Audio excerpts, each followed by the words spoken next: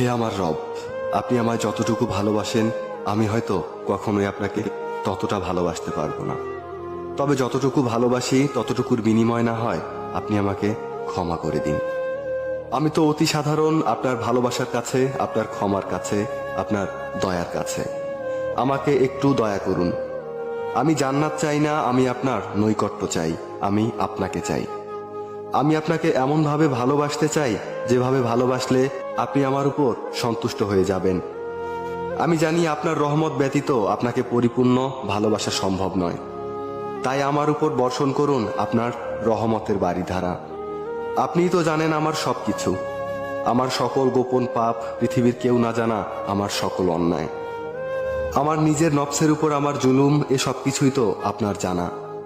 আমার এমন কোনো গোপনীয়তা নেই যেটা আপনি জানেন না। তাই তো আমি একমাত্র আপনারই প্রার্থনা। Likey